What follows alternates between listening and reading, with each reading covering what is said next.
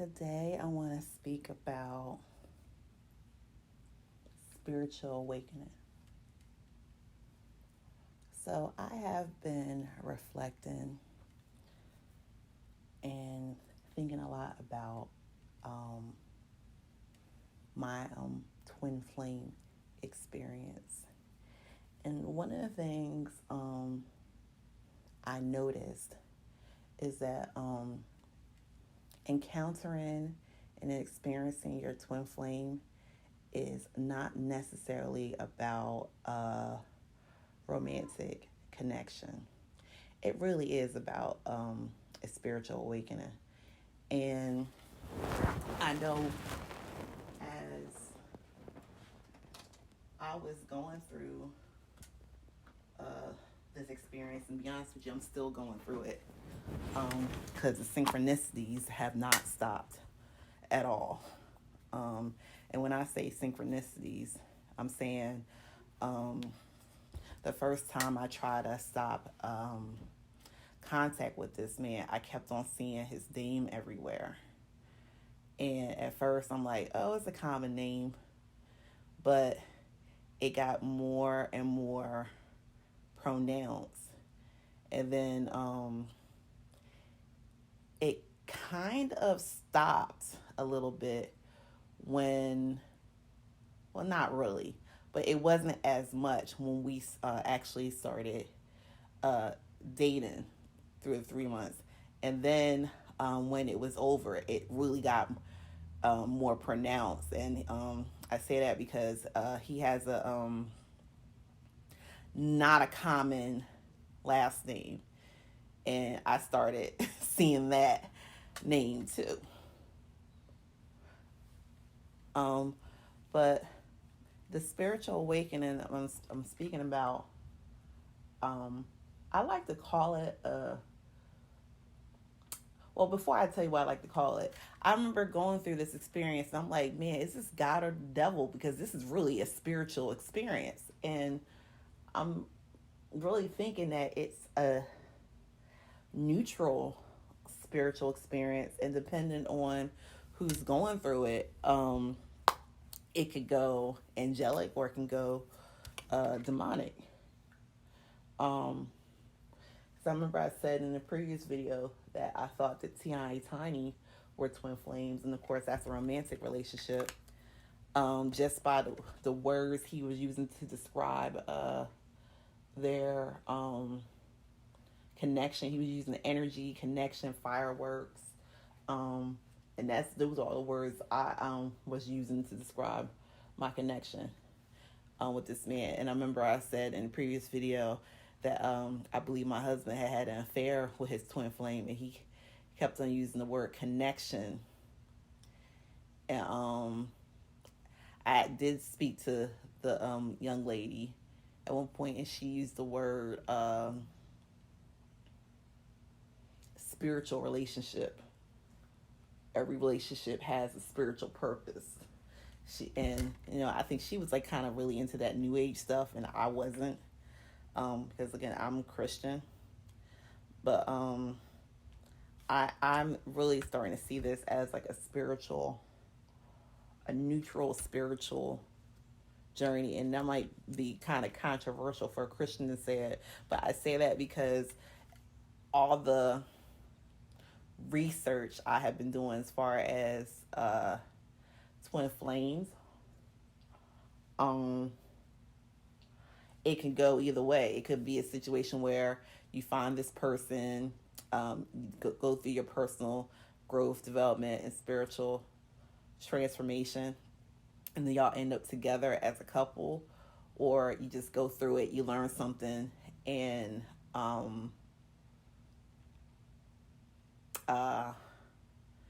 you go your separate ways. It's not necessarily something that transforms into like a soulmate type of situation. And I think these topics are controversial because we just don't tackle them in the Christian realm. And I know Teray Roberts had a video about 5 signs of finding your soulmate, and one of the things he said is that he never really talked about before because he had no experience with it until he couldn't talk about it until he had a personal experience with it. And I think a lot of us just don't have the experience. And I think God gives us free will. And, sometimes you you meet a person and you marry before you meet your twin soul, your twin mate, twin flame. Twin soul is also a term for it. Um, and when you meet that person, your twin, you got some decisions to make, but that magnetic connection is very, very difficult to ignore. You will not be able to um, sleep at night until you explore what you're supposed to do about it. So I also have been doing research, and I found that there were some scriptures um, that seem to reference this whole twin flame experience. And let me see if I can pull them up.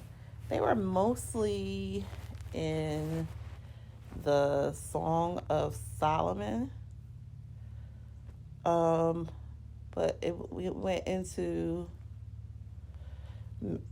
Matthew, went to Proverbs, but a lot in Genesis.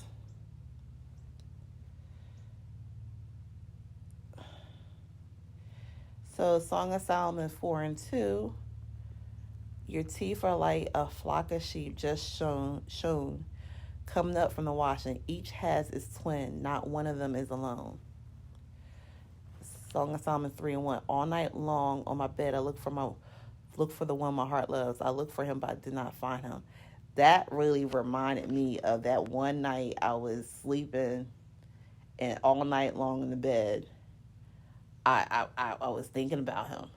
And this was after the first time I tried to just cut the connection. All night long in my bed, I was just so vexed. And I remember trying to speak to this about that with a female preacher friend of mine. She thought it was crazy. So I know that's like a sign that she had never gone through that experience. 3 and 5 is the Song of Solomon. Daughters of Jerusalem, I charge you by the gazelles and by the does of the field, do not arouse or waken love unto it so desires. That reminded me, he was like, the long term, thinking long term. Do not arouse it until it so desires. This man ain't ready for it. Song of Solomon 5:2. I slept, but my heart was awake. Listen, my beloved is knocking. Open to me, my sister, my darling, my dove, my flawless one. My head is drenched with dew, my hair with the dampness of the night. I slept, but my heart was awake. That reminded me of that feeling. Each has its twin, not one of them is missing. Your breasts are like two fawns, like twin fawns of a gazelle. That's 7 and 3. Place me like a seal over your heart, like a seal on your arm. For love is as strong as death, its jealousy unyielding as the grave. Genesis 2 and 24. This is why a man leaves his father and mother and united with his wife, and they become one flesh. Matthew 19:6. So they are no longer two, but one flesh. Therefore, what God has joined, let no one separate. And that's why these are what I found in the Bible. Because I guess I'm trying to reconcile the Christian part of me with the whole neutral spiritual experience and awakening and transformation that it seems to be in my research. And the reason why I say that is because I've like researched um, what it seems like.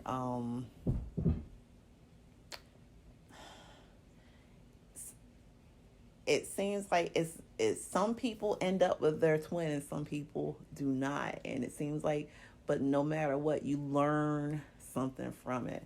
And one thing I gotta say from my experience is that I've learned so much from it. And one of the things, as far as the spiritual awakening I've gotten from it, is that I had to get myself around a better group of people. So, in the midst of all this, I left my church of 5 years and went to a different church, and it's a much better fit and is a much better situation for me, and it's more of what I needed and wanted, and it's helping me more in my purpose in life, because the people who I was around in my previous church, it was like they were just um, lovely, nice people, but it was more spiritual immaturity, um, a lack of community connection,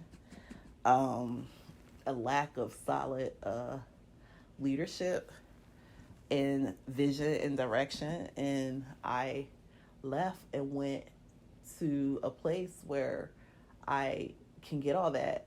The place I go to now truly is a community, and I truly feel connected to the people there. I really do. And I probably may not have pulled that trigger if I had not had the experience. Another thing is that I remember he was saying that I need to get we had a conversation, and he would overhear my son and I, and one of the things he said to me is like, you got to get, it's taking him too long to follow your directions. You got to get a handle on that. It's not going to serve him any good as he gets older. He's a boy. You have to get a handle of that.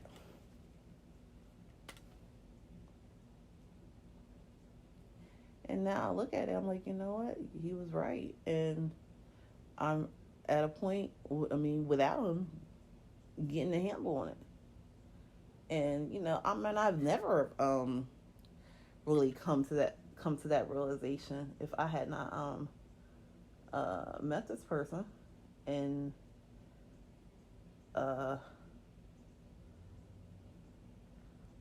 had the encounters I had in the conversations and shared what we shared.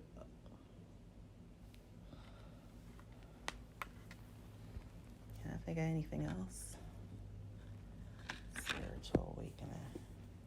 It's funny because all night long on when I was sleeping, I was thinking about these things, and I was thinking about I wanted to say these things and upload it as another episode.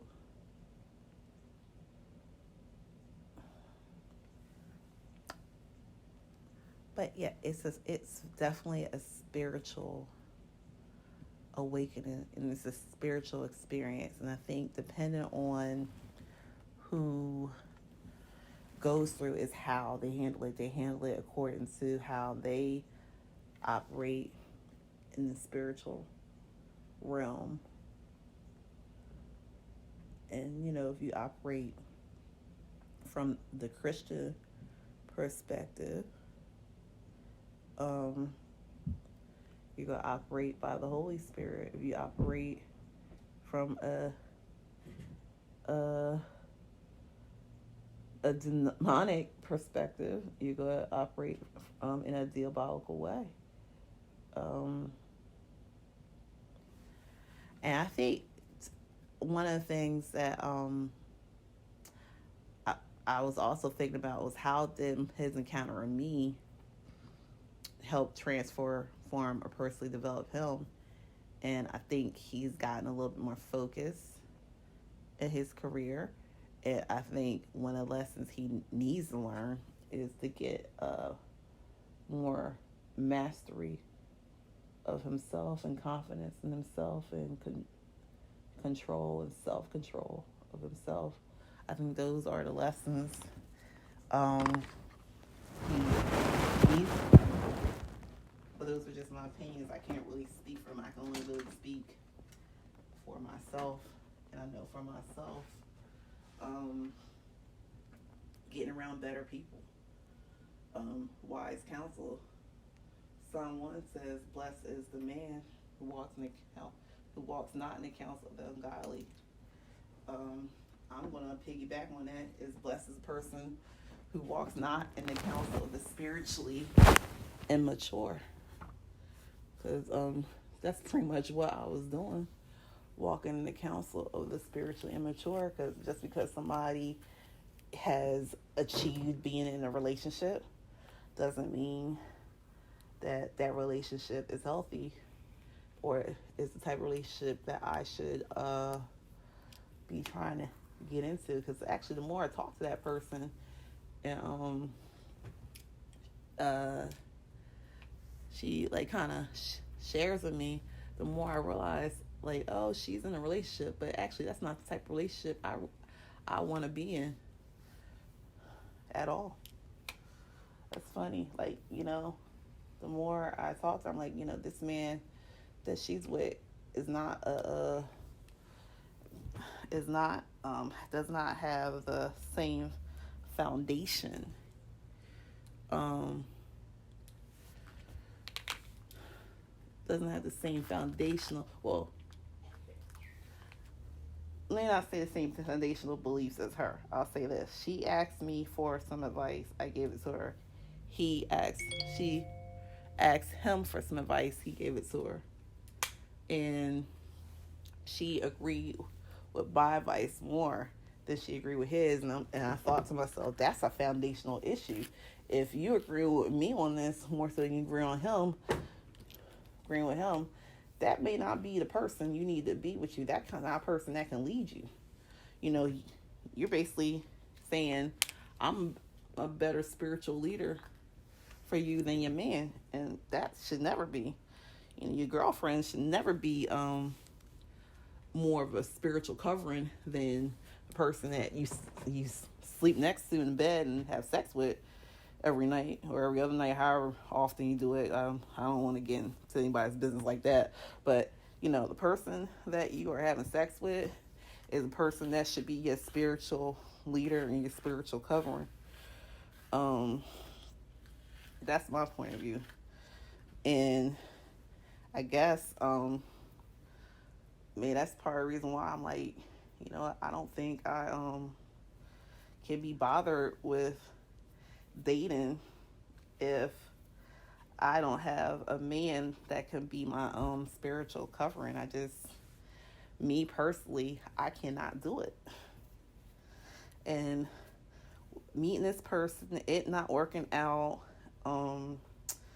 it being on pause, it being on break, it being over possibly forever. I don't know what the future holds, but I realize that I gotta be with somebody really spiritually on point and on a higher level than me. I can't be looking to a girlfriend or auntie and get